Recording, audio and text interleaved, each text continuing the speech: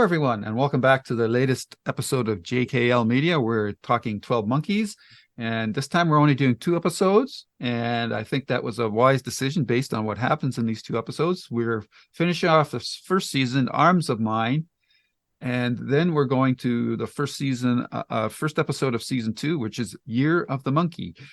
So a lot of big changes happen in these 2 episodes, and just before we dive into it, there was a question I was going to ask last week and I forgot. In the last episode, Paradox, there was a moment when, and I know this might be unfair because we didn't discuss this ahead of time, but if you can remember when Cassie died in the institute, in the health institute, the crystal on her watch, the scratch, disappeared. And I was confused by that. And I'm just wondering if you guys noticed that and have any thoughts on it. Karen? I noticed it and I have no idea what it means. Okay. Did that subvert the fate of what happened? Yeah. I mean, it didn't undo what Cole did. Right. So yeah. I don't know. Weird. Jesse? Yeah, I agree. Yeah, so I assumed what that meant is life, that it's timey-wimey, that things are changing, and therefore, because she died then, that doesn't mean she meets Cole. We don't get the scratched watch. I think just thought that was a visual way of saying we're no longer in Kansas. Okay, fair enough. That's I actually like that. Mm-hmm. And I was so eager to ask that question, I was remiss with my manners, and I forgot to introduce my co-host. So since you've heard both of them, I'll just ask them to say hi. So, Karen? Hi. There you go. And Jesse? Hello. Alrighty. So I did want to share, I'm not sure where this will go, so I'm just going to go ahead and be rude and bring it up at the very beginning. Okay. Yesterday, we were going to go out to a late lunch, early dinner, and I was finishing up my rewatch of the season premiere of season 2. And so Chris is currently staying with us. So he comes into the living room and he's sitting down, and I only had like 8 minutes left. So both Linda and Chris said, yeah, finish it and then we'll go.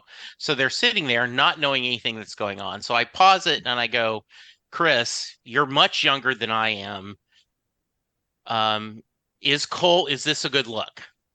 And he goes, it's a look, and I certainly think it's timely, but no, I think it looks horrible. I'm like, okay. And then I go a little bit later. I said, okay, my other question is, then I paused on Cassie. Right. I said, she is a big player on Hallmark movies. That's why I was into this. But do you buy that she's with the other guy? And both Lynn and Chris go, no, I don't buy that at all. So I just thought feel vindicated. Yeah. I do feel a little vindicated that they have no context of the show, just based on pure imagery. And if we ever get Aaron Stanford on the podcast, I will apologize because I think he is knocking out of the park acting wise. I think he is just, I've really enjoyed the Cole character. I just don't like the way he looks. So anyway. Yeah. You know, on that note, I have spoken with, you guys know, I talked to my husband about what we talk about quite a bit. And so I told him about the conversation we had and how I compared him to Brad Armpit. And I'm sorry, that's my nickname for him, Brad Armpit. Okay. And he said, okay, that's pretty funny. He remembers watching part of the show, not a lot of it. He maybe caught an episode here or there, and he did not like that character either. So I agree with you, though, Jesse. He is in acting far surpasses his ability to be a leading man. So, yeah. If he would just shave. Yeah, I think that, I think, shape it up a little bit. Yeah. So, or neaten himself up. At least in these episodes, he was a bit neater. because he has access to a shower and all that. Yes, that's part of it is right. Like, okay, we do have you do have hot water now, so you do have shampoo. So yes, Right. yeah. Oh man, we sound so shallow. We do. I'm sorry. It takes me out of it. Yeah. And that's the whole point of why I'm saying it, is that I'm watching a television show. We're supposed to be giving our opinion, but sometimes his look takes me out of it. Mhm. Because Yeah. they managed to make Jones look okay. I mean, she looks a little disheveled, but she doesn't look dirty. No. Yeah. Yeah. But and it's funny that look works for some people, and it does, like for Todd Stashwick, who's playing Deacon. He's always got the 5 o'clock shadow, but on him it looks good. I guess because he's just black, so it stands out better. So yeah. Anyhow, let's get back to Yes, sorry. let's turn to a little more in-depth discussion of these episodes, and so we have the season finale, Arms of Mine, and this this episode was felt very different for me than the rest of the season, and partially because there's character behavior switches that are going on here that I especially for me, for Cassie, seemed a little abrupt. For Cole, he's continuing on the path that he's on, and he's becoming more empathetic, which I like. The turn for Cassie to become colder is a bit harder to take. And then after we get the opening montage where all the characters are sort of getting the spotlight shown on them to summarize their arc for the season, we get this scene with Aaron, who has been compromised in the previous episode, and is telling the elegant or mysterious lady what's going on with Cole and Cassie. I found that scene very jarring, and where they're punching the crap out of Aaron, or Cole is beating the crap out of him, and I just can't believe that Cassie would sit there and watch that. Like I think this it's funny because we just talked about in the previous episode how the show has done a really good job of setting up arcs for the characters where when their behavior changes, we buy into it. This is the first time that I've had to sit back and say I'm not buying how Cassie's acting in this episode. So I'll come to you on this first, Karen, but I'm just curious about how you reacted to that opening scene, and the fact that I don't know if this is going to be something that carries forward, but it looks like they've written Aaron out of the show. So I'm curious how the beginning of this episode played for you. Well, I mean, technically, anyone can come back on the show because it's a time travel show. Yeah. But it looks like he's gone, to me at least. And the first thought I had when I watched that scene is, oh, crap, I'm going to have to eat my words when we talk about this, because I was very adamant that Cassie would stick to her inherent goodness. And when she stepped in and gave Cole the okay to continue beating on Aaron, I was a little shocked by that. And I mean, I get it from a standpoint of it's still lawful, quote unquote, and I'm going by the lawful good, the personality types of like D&D characters. It's still lawful because she's trying to save billions of people. And so in her mind, if Aaron goes against that and getting the information from him will help her and facilitate their quest to stop this virus, then yeah, okay, it's kind of in her personality, but the violence is not. And in these two episodes in particular, she does really break that. And I did wonder, and I'm getting a little off topic here, but it's still the same conversation. they show her walking through those red plants, and that she has a kind of a deja vu about Mhm. her being talked to by the elegant woman, quote unquote. I'm wondering if perhaps she was a little brainwashed in that moment, and maybe that's clouding her vision. I mean, that's me hoping, at Mhm. least, Right. that there's a rationale behind it. But yeah, that it was a bit jarring to me as well. Mhm. Jesse. I didn't like it. I didn't like it at all. Cut to the My chase. my my Hallmark Channel movie heroine should not be acting that way. Your movie I girlfriend. yes, I actually thought that this might be a dream sequence or Mm. something, because and I actually had to go back and restart the episode. And like, okay, did I miss something? Right. Because this seemed not, Abrupt. yeah, and a little bit out of character. Maybe Mhm. not for Cole, but definitely out of Cassie. And it it was jarring. Mhm. And to and I felt for them because he had lost everything and trying to support her. And as he said, someone's got to support, Aaron is saying, someone's got to protect you, Cassie, as you're trying to save the world. And so I thought it was really odd.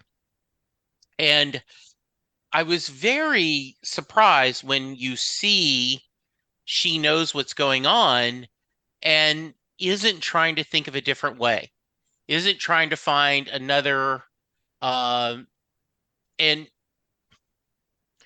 our heroes are not acting like heroes. Now, this show is very much a complicated show where does the end justify the means? And I Mhm. think this is a debate you will continue to have on this series as we watch it. But I did not enjoy that scene. I didn't like the decision. And it kind of took me out a little bit of starting the episode going, ugh, I don't like where this is going. Right. Right. Yeah, I can totally see that. And it's yeah. The show has been so good up until this point that I don't know why when they plotted arced out the season, why there's this abrupt change in tone or character behavior in this episode. And it also feels like from the previous episode to this one that there's some sort of a time jump within the 2015 time period. I don't know whether it's a couple of weeks or a month or whatever, but if it feels like we're missing backstory or events that happened in the interim there where that would change Cassie's mind so much. And maybe this is something that the show will explore in the next season, and they'll jump back to it and say, okay, so this is why she's the way she is at the beginning of this episode. But for now, we're not seeing that. And so my hope is that they are going to fill in that gap of what happened between the previous episode and the start of this one, that will make this opening scene a little more palatable. So, but we'll have to see. I don't know. Yeah, and like we see why Ramsey behavior has changed, Yeah, right? I think exactly. they've done a good job of setting up, paying off this why he's doing what he's doing. Mhm. I don't feel that they've earned this point with Cassie so far. And once again, that's only my opinion. And it seems like you two are kind of in sync with me. But yeah, I don't feel like this seemed, and you're almost like, wait a minute, did I skip? Like, is this the first episode of the second season? And so did I miss an episode or something? So yeah, I'm right there with you. I'm glad you say that, because I didn't mention it, but I felt the exact same way. I felt like I had missed something, and I Mhm. came this close to going back and rewatching episode 12, but I didn't want to get any of that storyline mixed up in my head for us Right. to talk about. Right. Okay, so the other thing that we talked about in the previous episode is how Ramsey storyline had really the character had been elevated, and that continues in this episode and the next one for that matter. But particularly in this episode, he and Cole are at odds, and Ramsey's been hanging out with the striking woman, and they're whatever they're doing, which we still don't really know. They're, that they've come to the fruition of their plan. I didn't really understand that sequence from the last episode either, why they were doing the merging of the medallion, what that was proving in that pool and area, or the backyard area with the pool and that. I mean, visually, yeah, that was cool, but I didn't really understand what they were trying to prove there. However, it seems that in this episode, whatever Cole was doing has reached the end game, and now he needs to get to the machine to try to get back to his son. And of course, Cassie and Cole are working against that, and the two of them, Cole and Ramsey, meet up at the machine, and we get the standoff, and they talk through things out, and then Cassie comes up and the whole situation escalates again, and then we get the surprising resolution to that. I think I was surprised at how that played out. And Jesse, I'm wondering, if you didn't like the opening scene, I wonder what you thought of everything that led up to this final confrontation between the three characters. Talk about a standoff, right? That they're all pointing at guns, and I continue to like Ramsey more and more. Right. In my mind, he's the hero of the story. Mm. And even though when he makes decisions that perhaps are not the best, you understand why. And I love their bromance between him and Co. Yep. Right? I ship that bromance, and as we talk about going forward, I love that their uneasy truce, that their love of each other overcomes their obstacles, which seems to be what a true friendship would do, right? I have had one of my best friends is an incredibly conservative politically, not make America great conservative, a true conservative, and he and I, when we talk politics, we have to put it aside, but I love him like a brother, and he adores me, right? So we can put aside our differences to help each other. So I love that Ramsey's like, everyone cool, be cool, don't do anything. Yeah. And once again, what the hell, Cassie? Why? I mean, we stopped this, and I don't know. I don't know. I don't feel like they've earned that. Like her to, when we put it down, and her to go, nope, here I'm going. That seems like something maybe Cole would do. That maybe something even Ramsey would do. Even Katerina would do. But it doesn't seem like what Cassie would do. And I just don't. I keep saying this, but I don't feel like they've earned that. I haven't seen the journey enough to understand why she would do that. Right. Well, remember, she didn't have any personal attachment to Ramsey at all. Okay. There's no connection there between. This is the first time they've met, right? Yep. Is when he is threatening her mission. And she was all in for Aaron, who she actually was in love with.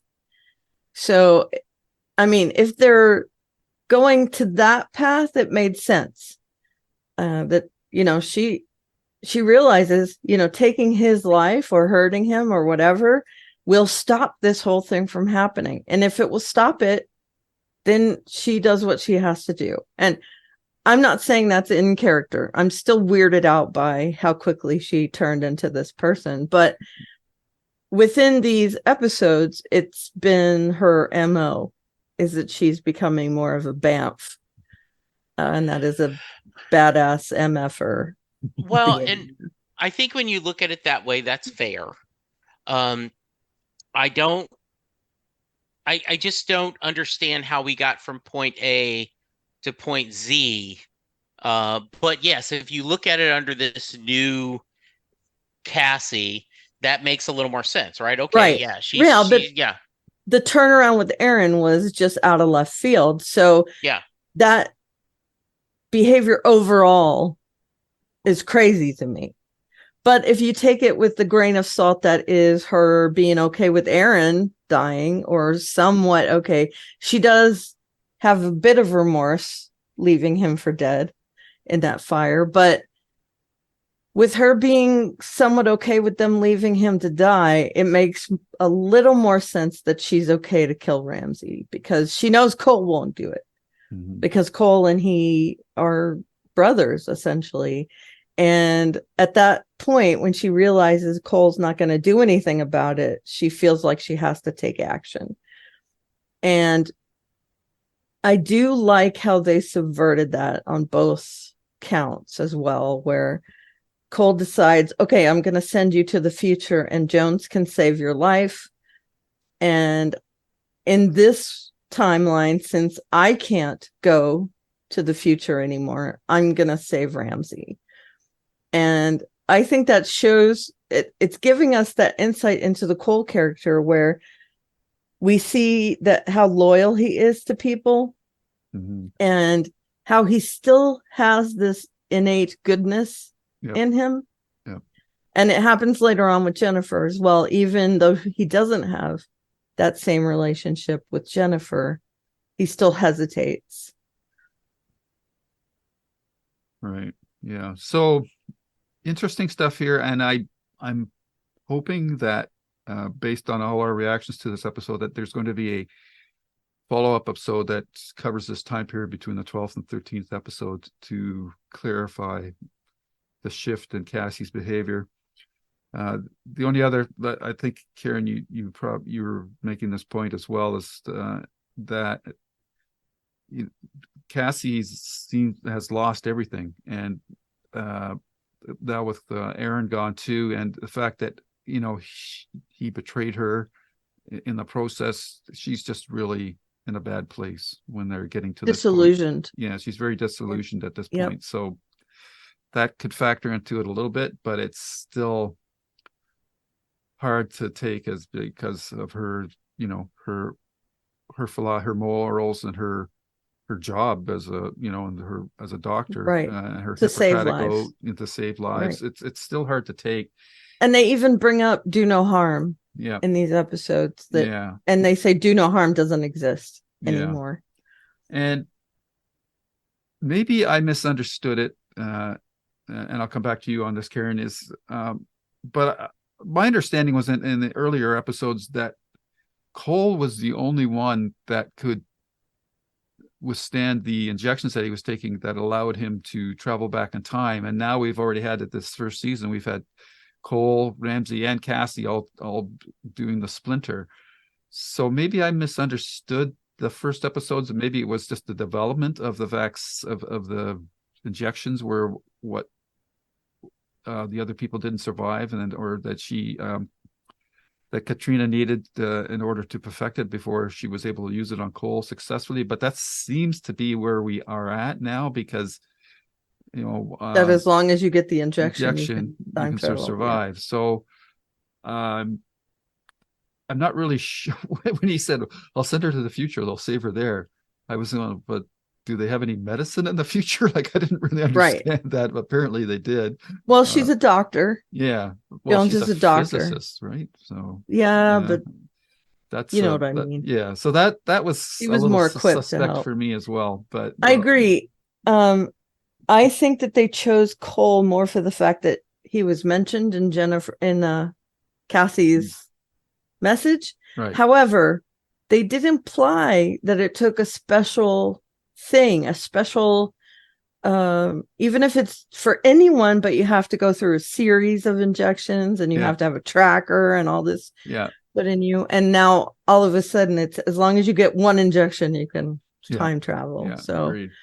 does it mean you can only go once or twice and it wears off, or I don't know, but Yeah. I am completely on board with your questioning that. Okay. And I assume you are too, Jesse? Yeah, I mean, I thought it was a cool twist Mm-hmm. because we brought up last episode, well, what are we going to do now that Cole can't time travel and he's stuck in the past? And then you go, oh, well, why don't we make Cassie go to the future? And that gives you a whole different set of storylines. So, Right. plot wise, I thought it was a cool thing to do. Mm-hmm. And I think in a lot of ways, he's not making any sense. Like, okay, we can't get medical help here fast enough, Right. but I can send you X amount of years in the future, and then you will be immediately in front of a physicist who has basic first aid skills, right? Yeah. It's Yeah. kind of a little bit of Yeah. but I think to get us the story, Yeah. to get Cassie in the future is really well done. Yeah. But yes, I agree with you. And this has been one of my questions, right? Is I don't understand their rules of time travel. I Mhm. don't. And so we kind of get the feeling now that whatever this injection is, whatever this cocktail that they've created, Mhm. if you take it, you're allowed to travel via time. Right. So I do feel like the reason they were doing Cole is because they were always supposed to do Cole, right? That this is Fair enough. as Ramsey says, it took time travel to create time travel. That's how it works, which I think is one of the best lines ever when you talk about timey-wimey is, it happened because it was always supposed to happen, and there we go. Yeah. And But what about, nope, just it took time travel to create time travel, move on. period. Right. Yes. Mhm. It's definitely a bootstrap paradox. Yes. Definitely. And you've made a point there that I'll come to a bit later, but that I'll expand upon. That is quite interesting as well. I want to turn to Jennifer just briefly, if for nothing else, then for me, this is a personal anecdote story, but the location that they used, some of the scenes for season 1 were shot in Toronto, so I recognize some of the landscape. But in particular, the scenes where she was doing her lecture, that's the O'Keefe Center in Toronto, and that room that theater that they were in, that is where I went to see for the first time in live with Stephen King in a conversation with another writer. Oh, So nice. I was sitting there going, I sat right in that theater. Awesome. So that had a little zing for me, that whole sequence. Very cool. And It looked very 1984 to me. yeah. It's an interesting building. It's a very cool building. So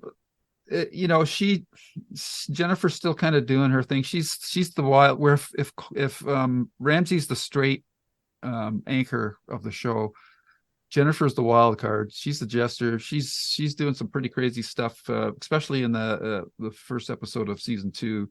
But her speech, by this point we're expecting the unexpected from her. So like when she tells all those stockholders or whatever that she's basically got do all Gonna the bring opposite. back the dodo. Yeah, she's I thought that was pretty funny. So Karen, do you have any thoughts on those sequences? Or Crazy lady. Yeah.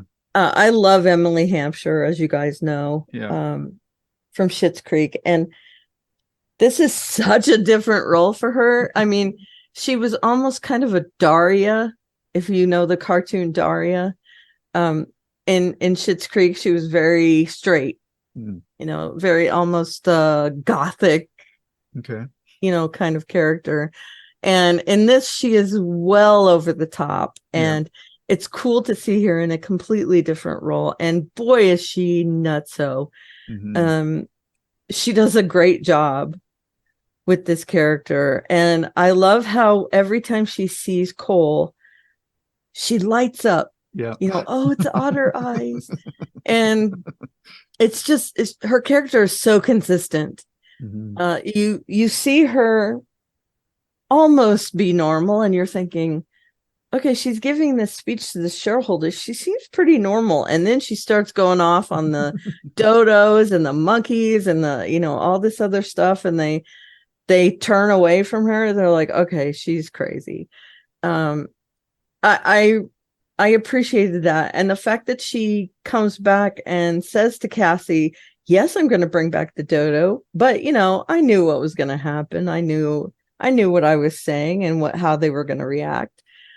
So it's almost like she's straddling that line between crazy and sane. And she knows she's crazy, which is pretty refreshing, because when you see crazy people in other things, they don't know they're crazy. Yep. If you look at the original movie, 12 Monkeys, Brad Armpit did not know. I get to say it again. Mm.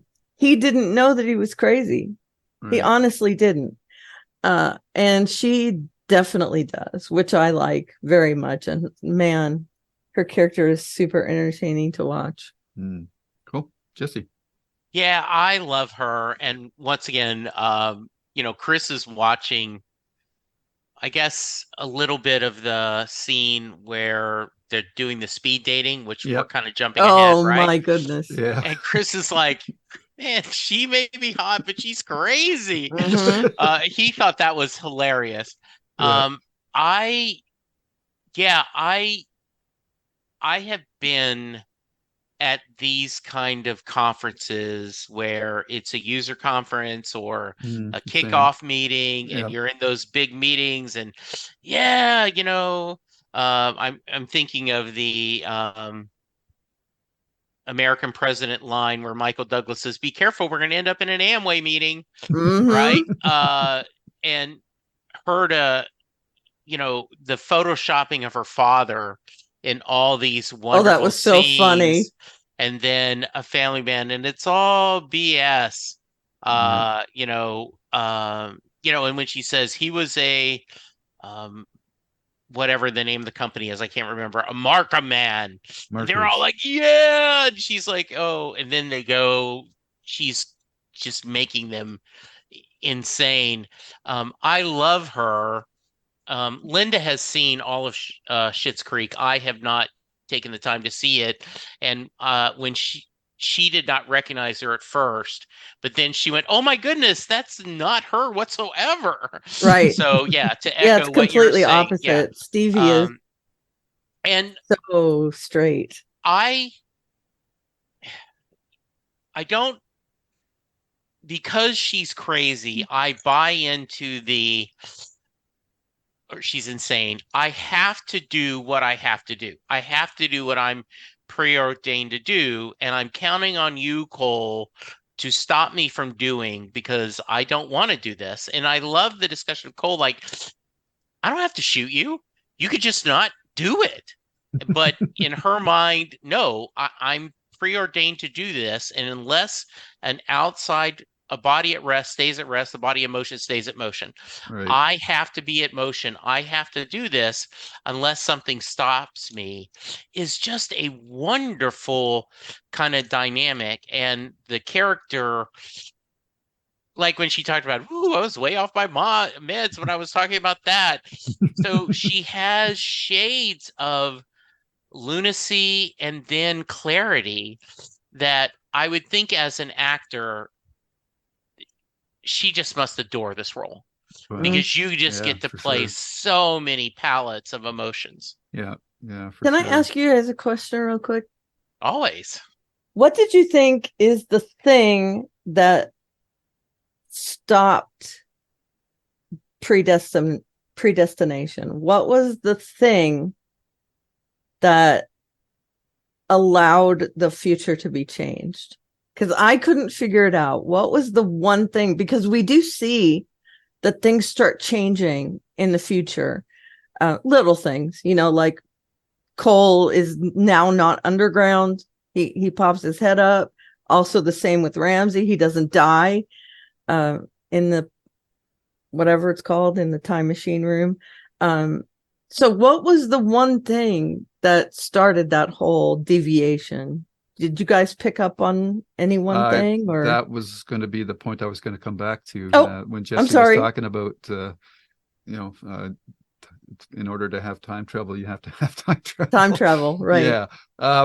For me, the moment was at the end of the episode when Cole was going to let Ramsey bleed out on the bridge, and then went back and picked him up and saved him.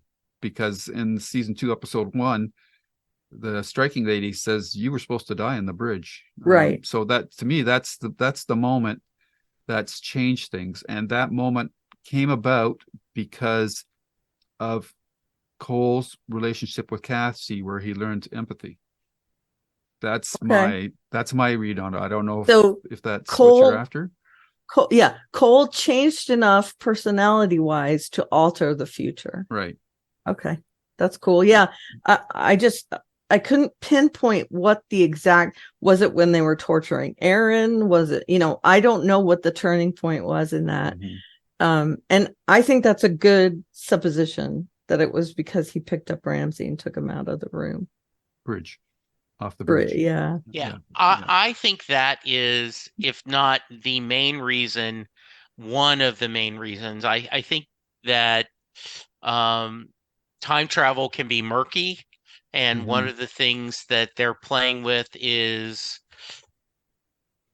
one of the things that Charles and I always make fun of when we're talking in our Doctor Who podcast is time cannot be rewritten unless we need it to be rewritten for the purpose of the script. Right. Right? Yeah. Because the Doctor will always say time cannot be rewritten, but yes, it can sometimes, depending on the script, right? Right. And so I think this time is a closed loop. I think Katarina talked about it. It is always what it was supposed to be, but sometimes it's not. And they're having a lot of fun with this, which I love. And because I'm such a fan of the Ramsey and Cole friendship, there's a joke once that there was it was the nativity play, and so everyone's at the church and the kids' line is the innkeeper, and they're supposed to, and the line is, "I'm sorry, the inn is full," and suppose the kid says, "But come on anyway, we'll figure it out." That's funny.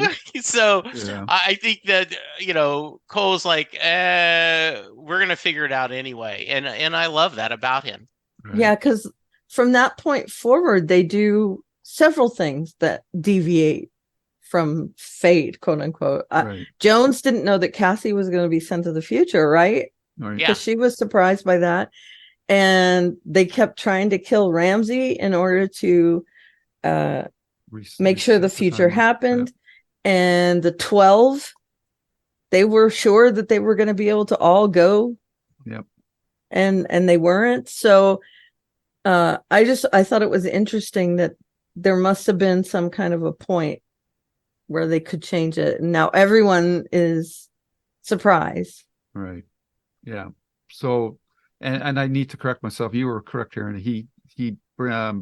Cole rescues Ramsey from the control room, from the splinter room. I was getting the last episode in this one. Well, he rescues him from the bridge too. Yeah, but it's when he rescues him from the control room. Okay. And that's the turning point. That's the turning point. Yeah. Okay. That's when the new timeline starts, or alternate timeline, I guess you could say. And you mentioned the blue, or the episode summary calls them the Blue Man Group. If that's a reference that you may or not get, but I laughed when I saw that, because that's that musical that's group. The 12. The 12, and apparently those were the babies in this episode. So and it was confusing as to why they were, like their skin looked like it was deteriorating or something, or or like radiation burns. But when we saw that one disciple go, that once they washed her off, her skin was clean. So they were just wearing this stuff to, I don't know, for some symbolic reason. Maybe So to blend in. but that made it that confused the issue for me, because in this episode, I thought the 12 babies were the virus carriers, but then right after that, they showed all those suitcases being loaded up on Jennifer's private jet. So I was going, okay, so then the babies aren't the carriers. Like I was going, Right. like, what's going on here? Fortunately, that got cleared up in the next episode. So yeah, I think that's everything I got for this one. So yeah, I'm confused about the 12 babies. And so Okay. I would appreciate your thought. I mean, I figured at the end, right? Like, oh, okay, these are the Blue Man Group, as we talked about. But I'm not like, I felt the same way. Like, why does their skin look different? What Yeah. are they trying to do? Is there, I get the idea their purpose is to make sure that the virus happens. Yeah. I understand why Ramsey wants the virus to happen, because that means he gets a son out of it. But Right. the other people, I'm not quite clear yet why they want the virus so much, except that, they're evil leapers where everyone has to be, it has to happen the way it happened. Yeah. I'm not quite sure on that. No, I just don't think that's been revealed to us yet. Okay, good. I think All it right. has something to do with the Red Forest and the house, but Okay. the farmhouse. But I'm not. I'm just guessing at this point. But That's a Okay. little crazy town banana pants. Okay. yeah, That whole Red Forest thing for me. yeah. Yeah. So that's kind of weird right now too. So that's something that I'm patient on that one because it was just introduced here. One thing I didn't pick up on this episode, but apparently when back at the striking lady's house, when that one person comes in to talk to her about the whether or not the splinter machine is ready, that person is actually Katerina's husband.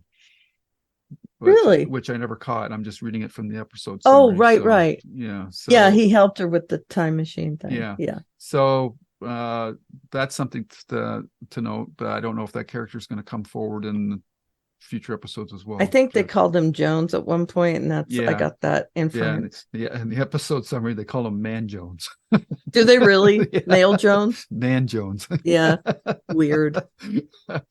All right, so if we got nothing further on this episode, we could start with season 2, and that is the Year of the Monkey. And I'm going to go right back to with you, Jesse, on Jennifer's speed dating scene, which is that banner, which is nicely partially obscured. We think it's the end of the world, but it turns out it's just part of the banner about Being the single is not the end of the world. being single Yeah. is not the end of the world. Yeah.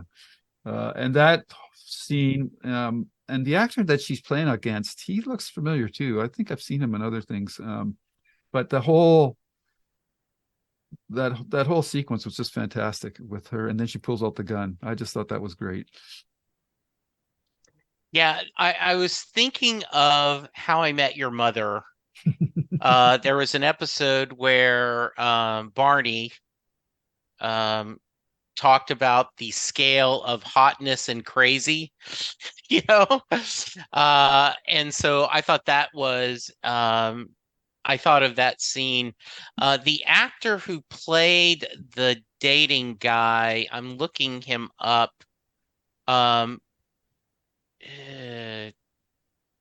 Trying to see if they list him, what his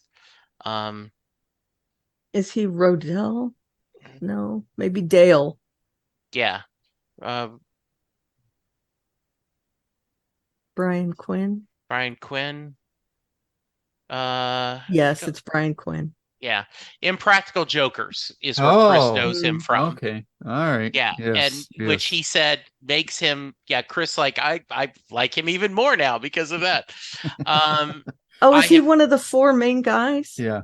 Yeah. Yep. Okay. That's where I've seen him before. Yeah. Um, I just, once again, I love the idea, and we've been consistent that Jennifer wants to be stopped. She's, stop me before I kill again. Stop me before I destroy the world. But if I have to do this, I have to do this. And um, Karen mentioned it. I do love the fact that her face lights up every time she sees Cole. Like, oh, great. And I don't know if because she connects with them, if she's got a little crush on him because she likes scuffy looking guys. I don't know. But I do love that the actress chooses to play that every time. But, and I do, uh, I also love the fact, right, that they do a great job of because of this crazy dating and the speed dating, he reports it.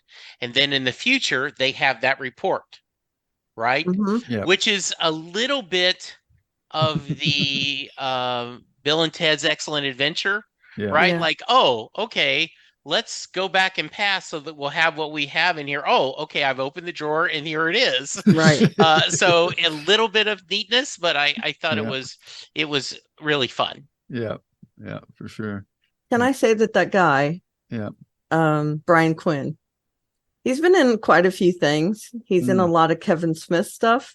Okay. And in some of his roles, several, his name is Dale, in completely different things. He plays a Dale also in Star Trek Picard, in MacGyver.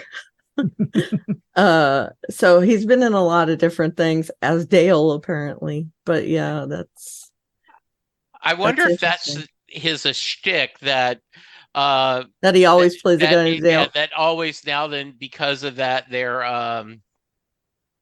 always like, oh, let's make him Dale. Yeah, well, it's kind of a Tony Danza thing, right? Where he always plays a guy named Tony. Yeah. Whatever. Although this isn't his name in real life, but still pretty funny. Yeah. Yeah. Anyway, that was just a side note. Yeah. Another thing, Jesse, because you've mentioned several times now about Jennifer wanting to is going to release a virus, but she wants to be stopped.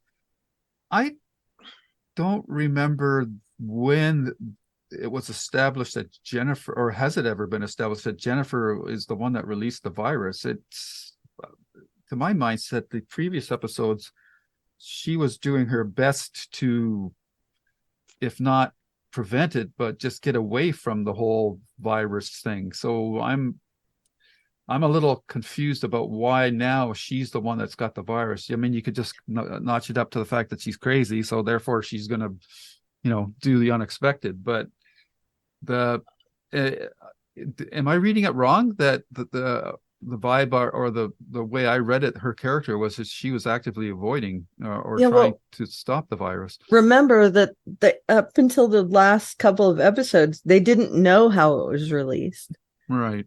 So I don't think they established it at all that it was Jennifer who released it. Right. And the fact that they're just finding out that it was Jennifer, I don't know. Is that part of, I mean, it happens after they splinter time. Is that a change? I don't know, but I do know that they didn't know until right before she had the virus that she was the one to release it. Yeah, and I think that's a great point, Lou, is because, right, Cassie has now become obsessed, right? She's like, it's now Jennifer. We know it's Jennifer. We need to stop her. And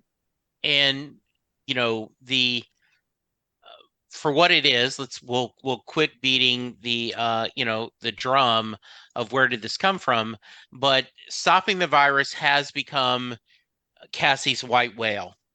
She is obsessed with that. This is, and I understand why in this case. She's lost everything else, as you guys both mentioned. So this is all she has left to cling on is Mhm. her purpose, right? Yep. Yeah, I think that's a fair question on when did they establish that Jennifer is the one doing this, or was it, are we just, um, is this retro? Did they retro that? Yeah. Yeah. Well, hopefully, again, this will be a fill in the blank that will be Yes. answered down the I'm road. sorry, you have to say retcon when it comes to genre stuff. It's a Yeah. retcon. It's a retcon. Okay. Yeah. So the bulk of this episode is back to the Cole and Ramsey relationship, and again, we just see with the Ramsey's with the tracker being removed and all that, and then him finding out that Jennifer is the carrier, the virus carrier, and that she's in New York. That he, in the end, decides to tell Cole the truth. Just again proves that he's got a strong moral center. And though this took up a bulk of the episode, I don't think there's a lot to discuss here. But I'll throw it open to I'll start with you, Karen. Is there anything you wanted to talk about with particular about that whole subplot of getting the tracker out of Ramsey? I wanted to ask if you guys thought ahead of time that Common was going to betray him. I wasn't sure. It was a bit of a surprise. I'm not surprised. I mean, it's a kind of a tropey thing, but the way the character played it, I was a little bit surprised when he did that, to be honest, because me too. He was so timid, nervous. So yeah. Yeah, I'm thinking of Walsh's "damn, you're inevitable," but betrayal. Yeah, I thought this was really interesting and played really well, right? When they get the tracker out of him and he's talking to them and he's not moving, then you go, oh, and you can't trust anyone. Yeah. I like, some of my favorite scenes was the "you believe in the past, I believe in the future," and this idea that they're going to quit on each other, and then they decide they can't. They're working together. I had complained or expressed complaint that I didn't like them not working together. I didn't like that storyline. So I was very happy to have them back and not kissing, making up, and everything's fine. Just putting together our friendship and our sense of brotherhood, and we're just going to let the chips fly where they may, but I'm not going to betray you. You're not going to betray me. And let's work on task right ahead. I don't know how this is going to work in the long run. Right. But for now, I'm very happy that they're kind of looking at this together. Right. Yeah. Yeah, I love that scene on the bridge. Not when they jumped off. That was interesting too. But they're back on the bridge after the tracker's removed, and you see Ramsey just his brain churning, thinking about, well, should I tell Cole or should I not? Yeah. And you think he's not going to tell him, and then all of a sudden he turns and he goes, "Yeah, it's going to be in New York." And Cole says, "Why did you tell me this?" "Well, kind of had to." Yeah. And it's a very begrudging thing, but then they both realize they're kind of on the same side. Yeah. And I think Ramsey is finally smartening up to see, well, we have to do this. It's the right thing to do. Yeah. Yeah. And on the shallow front again, it's just nice to see Ramsey with hair. Agreed. I loved seeing him with hair. Yeah. And they also kind of explained that because of this super soldier juice, that's why he hasn't aged as much. I think that was a convenient hand wave to kind of give us, okay, we'll pass that on. I do love Cole calling him the old man and like, is this going to be an ongoing thing? Yes, it's going to be. I thought that was really, that was fun. They have more chemistry than Cole and Cassie do in my mind. Yeah, I agree. Yeah, for sure. All right, so we'll flip to 2043, where Cassie is gone and Katerina is able to stitch her up. She's obviously a very talented physicist, and let me say also that they've had to do a lot of stuff on the fly in the future. yeah, So maybe she's more used to helping people for sure. Yeah, heal or whatever. Yeah. yeah, for sure. And then a welcome return is the Todd Stashwick as Deacon. I like that character. I think he's just got that really dry delivery.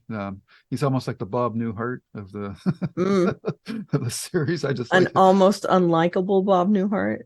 yeah, almost Yeah. unlikable, but I still do like him. And we get the Blue Man Group is now in their adult form, all these babies, and they're jumping or trying to jump to various points in time, and we can only assume that they're going out to prevent the Cole from and Cassie in the past from being successful in stopping the virus. That's my guess at this point. I don't know if that's what it's about, but I'm assuming that's what it is. And notably, they show the last character they show jumping as a female character, and she looks striking enough to me to say that she's probably going to be in future episodes. But I'm just guessing. Probably. But why would you linger on somebody like that unless they're going to be featured down the road? So. Or have an impressive death. Yeah. Like the other one. Yeah. Yeah, exactly. So, so that all plays out fairly straightforward as well. And they're the creepiest. Yeah. And the only thing that we've kind of got there that may be an item going forward is that Cassie has promised Deacon that she would go back and get the cure for his disease. So, Karen, I'll throw that open to you if there's anything in that particular piece of the episode you want to talk about. I really like that he's very like almost childlike vulnerable when he talks to Cassie about it. He's like, can you really help me? And once she says yes and he realizes she's telling the truth, he might not be all in, but he's in enough to, and I think part of the tilt for him was he's not a fan of what the Blue Man people are doing. Mm-hmm. And, he's not so sure about what they're doing. And then when Cassie says, well, I can help you too, he figures, oh, well, I might as well throw my hat in with these people. And I liked that now he may be an asset on our side because I do like that actor. Mm-hmm. And I think the character's very interesting. At first I thought he was going to be kind of a Negan character, and Yep. I think they've softened that quite a bit. Yeah. So, and Negan even has issues where he needs to lean on people now. Yeah. They have quote unquote redeemed him on The Walking Dead. I'm rolling my eyes quite a bit, but yeah. I can see they're starting to redeem Deacon already, and it helps that we haven't seen him in that Negan-ish kind of role. Mm-hmm. That he just barely scraped in with that. And I appreciate that he helped Cassie, and that he's the one that said we don't do no harm in the future, and you got to stick this guy in the neck. You got to do it, because if you don't, then we're sunk. Yeah. And it's kind of a well, I'll help you get out, but you got to help yourself too. Yeah. And I really like that little helping each other thing. I thought that was powerful. Did you like the knife? Sure. One of the things that took me out of it, again, there's little things that kind of take me out of it. He didn't wipe it off when he sheathed it again. Gross. I mean, the dude's laying there with the big robe on. Can't he just wipe it off real quick? But, Yeah. whatever. Yeah. Jesse, you must have loved that knife scene. I did love the fact that, first off, the actor is amazing. We have talked about how he was a highlight of Card season 3 Mhm. as the captain who is kind of rolling his eyes at, oh, you guys saving the universe again, even though we've got to clean up the mess afterwards. And Yeah. great actor. And I love when you get to play a gray area, right? Mhm. And Cassie, see, this is very much in character for Cassie, finding a weakness to being as a healer, finding a way to get him on his side. Right. I love this. Reminded me a little bit, we've talked offline about Silo. There's a Mhm. scene similar where the sheriff, notices someone having a illness Right. in that episode. So I love that a little Sherlock Holmes-ish. Well, hey, based on this, um, and the idea. Now I do wonder, like, okay, how long does he have to take the pill? Is this a pill for the rest of his life? So Mhm. how is she going to get a lifetime supply of this medicine back to the future? But oh well, or is this just you take a regimen of like 60 days of this antibiotic and you're fine? But that's not important, Jesse. Just let it go, right? Um, and yeah, what we're going to do is we're going to go and you're going to take this knife and stick it into his throat. Little bit of uncharacteristic, right? Like, okay, we've already established that Cassie is now a badass. So why is she a little sheepish or scared to do this? A little inconsistency, but I love the idea. And now then I also wonder, um, we get the answer, but like, oh, great, she's promised she's going to go in the past, but the splinter machine is all destroyed. But then at the end, we get her, well, it took us, I've been in the future 8 months. So you go, oh, okay, it took him 8 months to repair it. So, yeah. Yeah. Apparently, Wilson's disease is um, a copper disorder of the copper metabolism, and you can live with this for up to 40 years. So it's a slow acting disease. You can live up to 40 years without treatment, but untreated, it's always fatal. So depending Okay. how far along he was, um, uh, he could still have a relatively decent life, but it would be more painful as it went along. Uh, Never heard of it before, but it is apparently a real Hmm. thing. So it's not something they just made up Did for you the not show. watch House? No. It's one of the diseases on House that Oh, they okay. Well, there you go.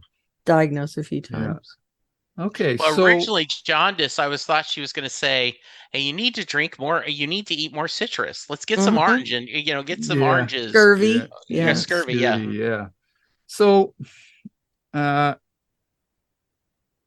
the whole thrust of these, for me, these two episodes is the end scene that we get with Cole on the rooftop and Cassie jumping back to 2015, and she's been away her time for 8 months, and I guess we're going to find out what happened in those 8 months. But she's a crack shot now. She puts one person down right with a shot in the head, middle of the forehead, and then we get another standoff scene with Cole and Cassie pointing guns at each other, and Jennifer's behind Cole, and it's a interesting reversal of character, that now Cassie's the aggressor and Cole is the protector, and that's to me that's really what these two episodes were setting up, was just for that last shot of those two holding guns against each other. So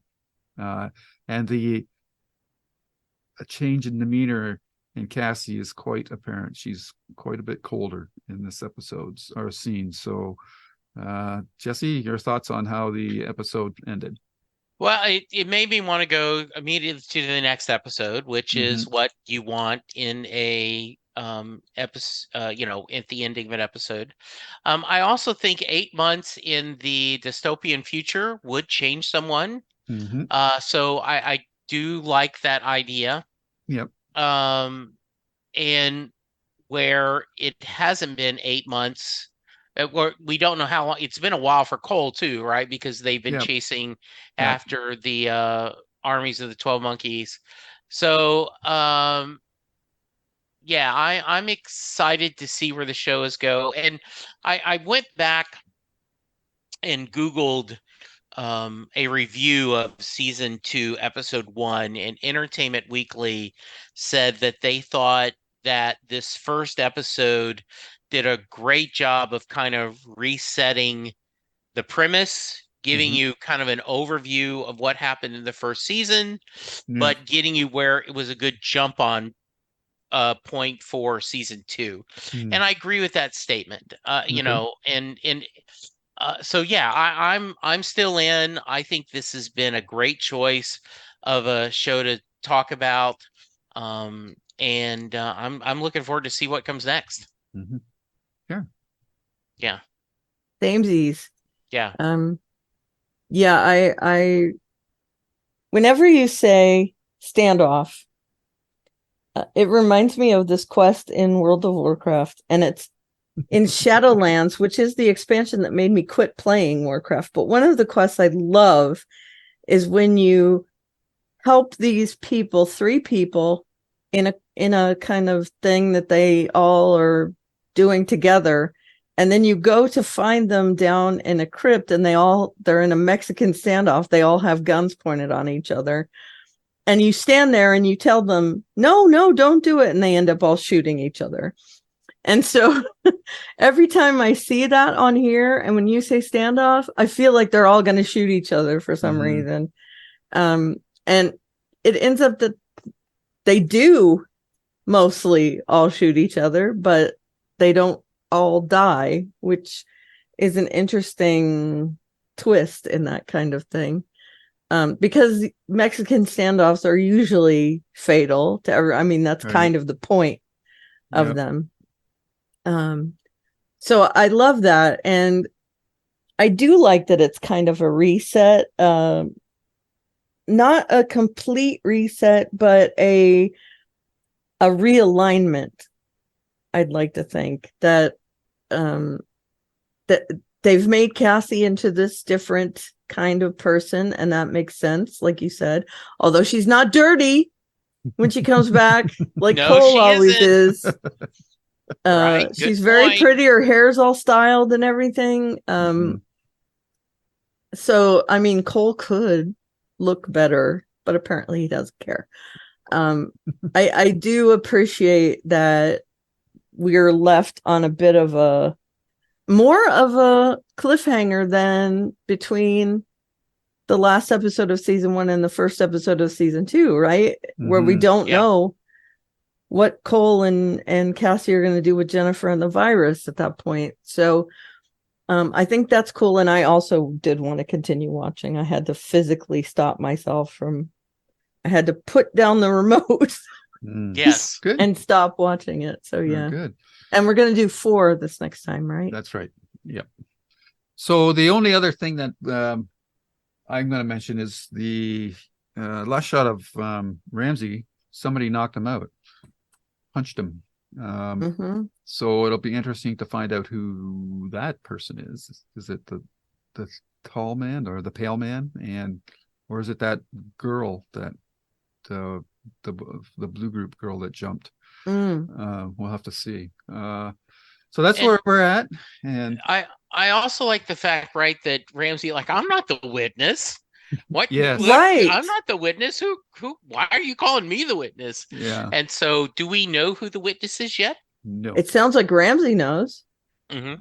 no, I Or don't think just know Randy's- he's not. Yeah, he just knows that Yeah. he's not. So I think that's a Mm. character that we haven't met yet. Okay. So we'll have to see. All That right. angers me because I thought the same thing. Yeah. I need to stop being so sure of everything.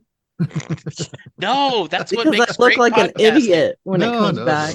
no. No. That's part of it. If if you don't make if you play it safe and don't Yep. make predictions or statements, then it's boring podcasting. And it's also right that when you do get something, like I will not say what, but one of you in a couple weeks over the last couple weeks stated something that I made a point of writing down because we will ding ding ding hit Hmm. it on the nose in the future in our Babylon 5 discussion.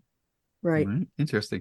And Mhm. the other thing to take solace with a show like this, Karen, what you may think is true could be true for one iteration of the timeline, but not for another one. So, True. Mhm. you know, I just think it's funny that I was so insistent Oh upon yeah. Cassie's alignment, and then the very next episode, I it was bit me in the expecting ass. her alignment to change, but just not this quickly. That's all. Yeah. Yeah. Yeah. And maybe not that drastically, at least in my mind, but Yeah. what do I know? I'm not the writer of a series. Mhm. Yeah. It'll be interesting to see where these characters end up by the end of the series. That's for sure.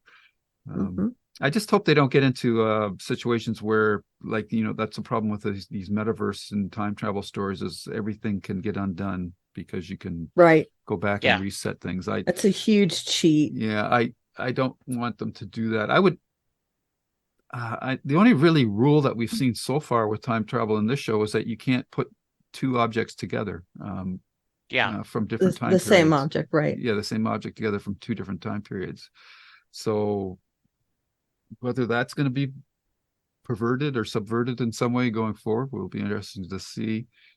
And Yeah, is Cole ever going to be able to time travel again? yeah, well, yeah, can Cassie carry back some of the stuff? Well, but Ramsey had injections of the stuff too, right? Because he was going to Yep. travel. Yeah, that's Yeah, I got but it. Cole Yeah, Cole has his own blood in him from the Yeah. younger. yeah, Cole. but that's why he can't travel anymore, because Right. it wiped out the. He needs a shot. Right. I think he Yeah. does, at least based Yeah. on the rules that have been established so far. But who knows? Maybe if he just holds her hand, they can go together. I don't know. Yeah. Who knows? All right. So that's where we'll leave it. We got. We're gonna get into season 2, and we got 4 episodes coming. And they're titled Primary, 100 Years, Emergence, and Bodies of Water. So that will be, I'm sure, interesting, and looking forward to seeing what's going to happen there. So with all of that, I want to thank both of you again for all your comments and insights. It's been a lot of fun. And if people want to hear more of our stuff, Jesse, where would they go to find out not just this, but the other podcasts that you do? Yeah, please. We hope you're enjoying our discussion of not of 12 Monkeys, but also we are going through a rewatch of Babylon 5, and we are going through one episode at a time, having a lot of fun there. I am also talking Bruce Springsteen on Set Lusting Bruce, John Hyatt on Perfectly Good Podcast, and Doctor Who on Next Stop Everywhere. And I'm still on Twitter at Jesse Jackson DFW. So please send some good things over there to counterbalance all the garbage that is on Twitter often. Amen. There you go. Yes. Karen. Yes, you can also email us at jklb5podcast@gmail.com. I am at Alaverias, not Alaverias. I should not say that. At Alaveria, ALEVERIA, on various social media sites. And my blog is alliestuff.com. And the landing page there has a bunch of links to other podcasts and blogs and things like that. So Cool. And you can find this podcast and other podcasts on YouTube at Lose Reviews. We also have the Babylon 5 podcast, our my writers podcast, and the Stephen King podcast. You can find me on Twitter at Lou W. Sitzma. And with that, it's it for today. We're all going to go splinter off back into our own lives, and then we'll reconvene and merge the streams next week. Until then, thank you, everyone. Jesse, Karen, bye-bye. Bye. Bye. Goodbye, listeners, and we'll see you next week. And scene.